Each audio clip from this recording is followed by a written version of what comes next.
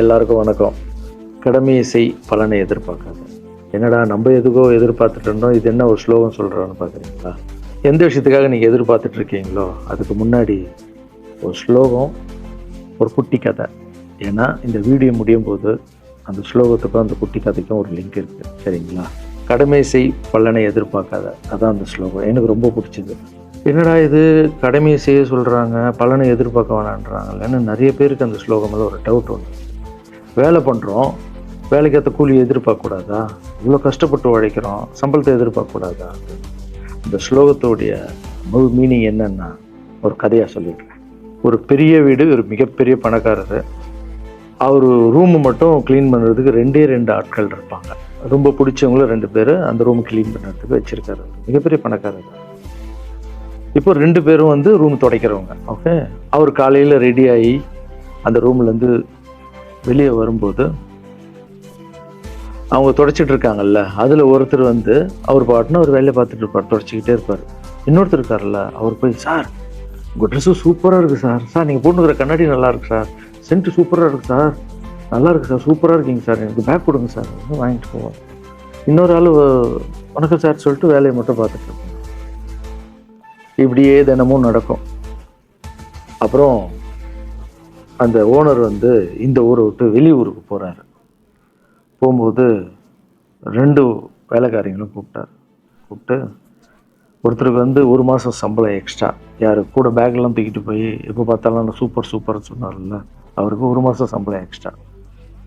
இன்னொரு ஆளுக்கு ஒரு வீடு வாங்கி கொடுத்து அவரை, நீ என் கூடயே வந்துடுங்க, நான் அவர் கூடவே அவரை கூப்பிட்டு போகிறேன். இவன் ஓடி போய் கேட்டானா, சார் என்ன சார் தினமும் நான் தானே சார் உங்கள் பேக் எடுத்துருங்க, நான் கொடுத்த வேலையை நீ கரெக்டாக பண்ணல, நீ ஜால்ரா அடிக்கிறதுலையே இருந்த, எனக்கு இது நல்லா இருக்கு அது நல்லா இருக்குங்க.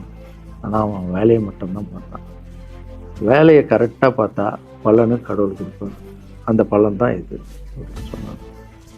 இப்போ விஷயத்துக்கு வருவோமா? திருச்சி கிழக்கு தொகுதி. இன்னைக்கு நான் என்ன முடிவு சொல்கிறேன் இதுதானே. நான் திருச்சி கிழக்கில் நிற்கணும்னா நான் முதல்ல அரசியலுக்கு வரணும். நான் அரசியலுக்கு வரேனா இல்லையான்றதை சொல்கிறேன். அரசியல் எப்படி என் வாழ்க்கையில் வந்ததுன்னு சொல்கிறேன். உங்களுக்கு நல்லா தெரியும், என் வீட்டில் குழந்தைங்கள வளர்த்துக்கிட்டு நான் பாட்டுன்னு சோஷியல் சர்வீஸ் பண்ணிகிட்டு இருந்தேன். மாற்றுத்திறனாளிகளுக்காக சொல்லிக் கொடுக்குறது, ஓப்பன் சர்ஜரி பண்ணுறது, பசங்களை படிக்க வைக்கிறது, ஸ்போர்ட்ஸு, எல்லாத்துலேயும் என்னால் முடிஞ்ச வரைக்கும் பண்ணுவேன். என்னால் முடியல மற்றவங்கிட்ட கேட்டு.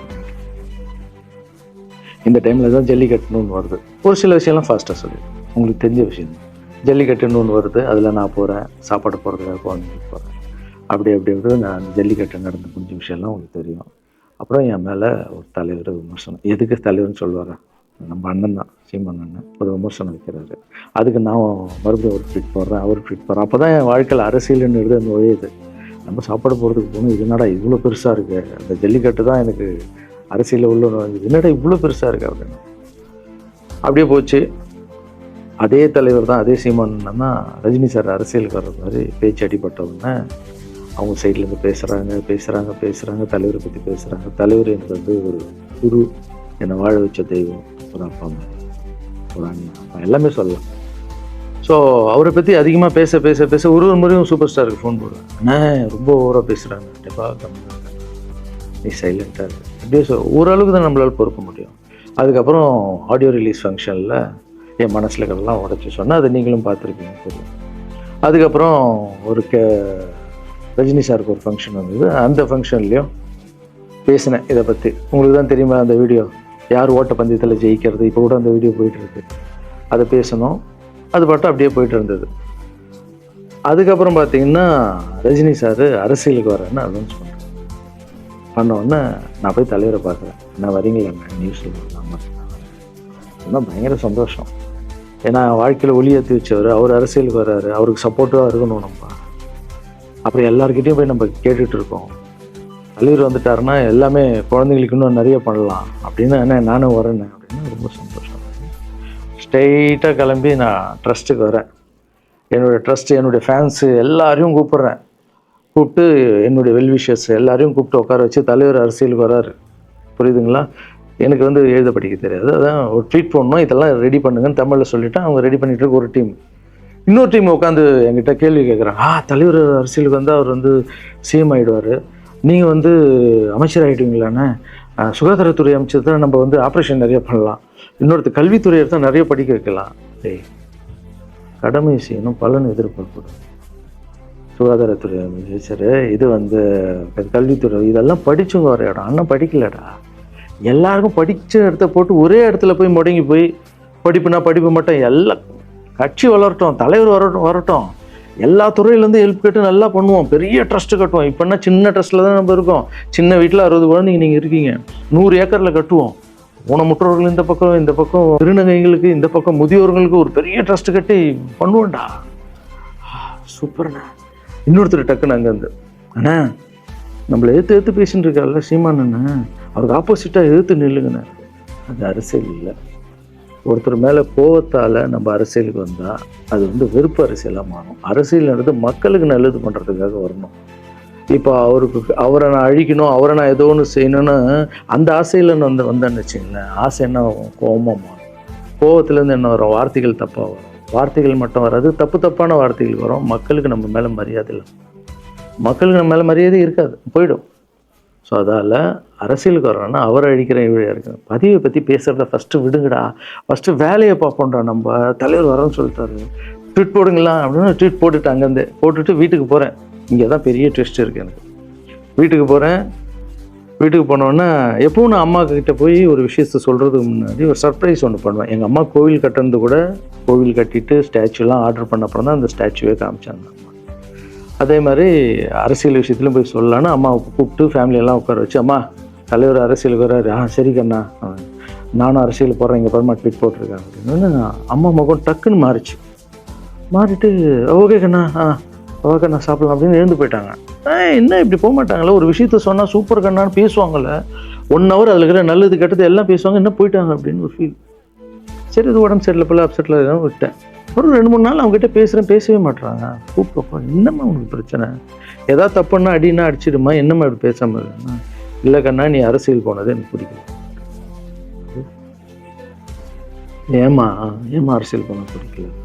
இல்லை கண்ணா அது ஒரு சாக்கடை, அரசியலுக்கு போகக்கூடாது. அது வந்து பணம் கொடுக்குறாங்க அரசியலுக்கு, ஓட்டு வாங்குறதுக்கு பணம் கொடுத்து தாங்க நான் ஜெயிக்கிறாங்க. அதுக்கப்புறம் ஜாதி இல்லைன்னுவாங்க, ஜாதி இருக்குது, மதம் இல்லைன்னுவாங்க, மதம் இருக்குது. அந்த சாக்கடைக்குள்ளே நீ போகாதப்பா.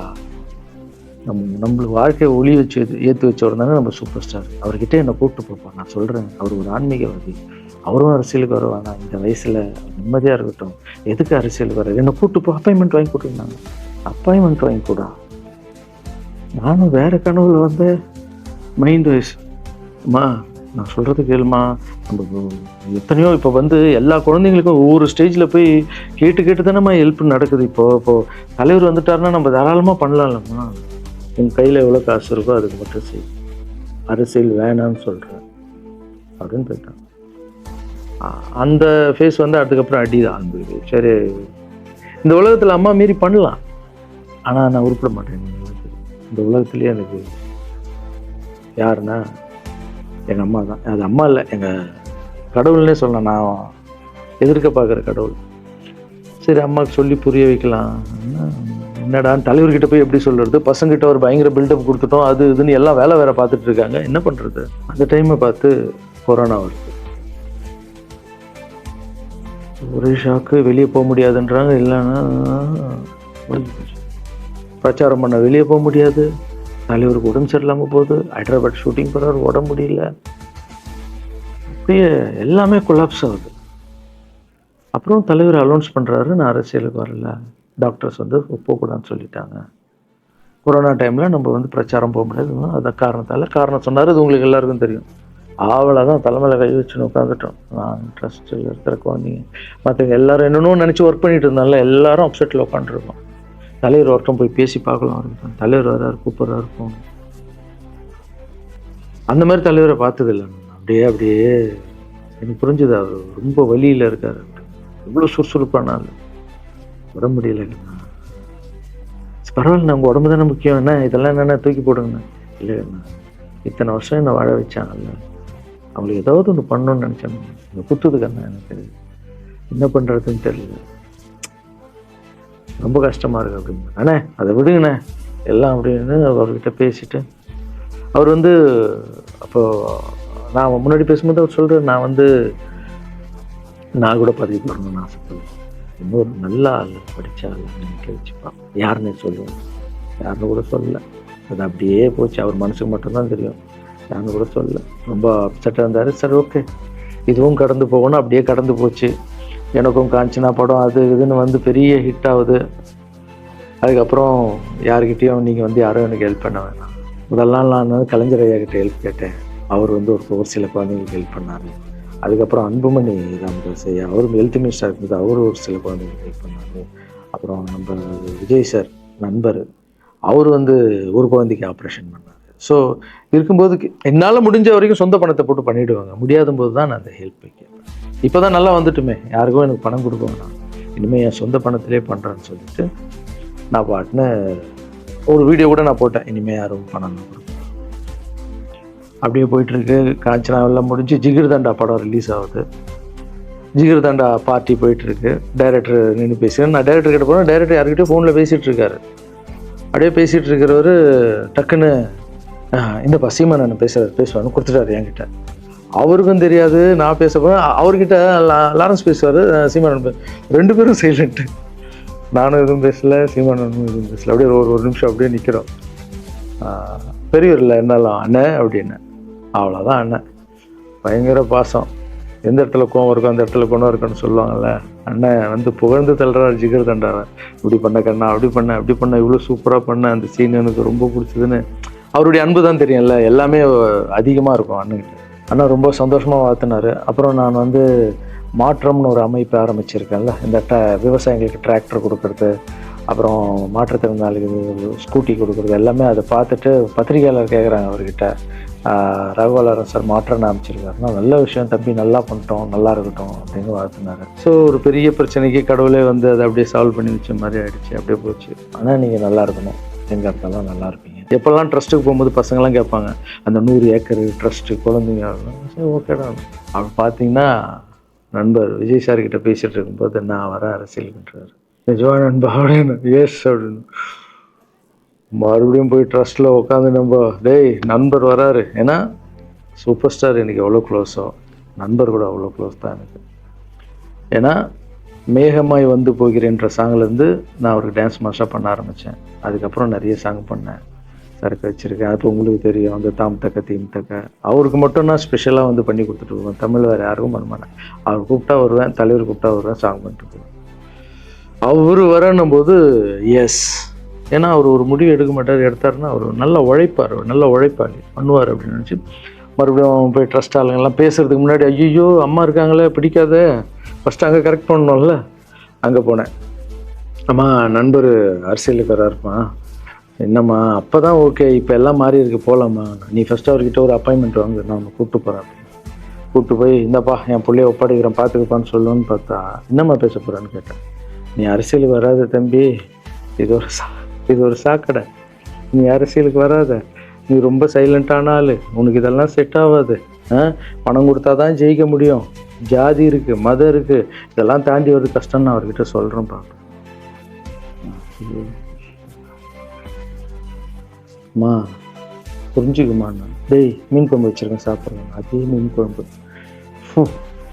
ஓகே நான் நினச்சிட்டேன் நம்ம ஜாதகத்தில் இல்லை போல், சரி விட்டுடலாம், சரி இப்போ விட்டுருவோம், ஒரு 2-3 நாளைக்கு அப்புறம் மறுபடியும் பேசுவோம் அப்படின்னு மறுபடியும் பேசுகிறேன். அதே மறுப்பு தான்.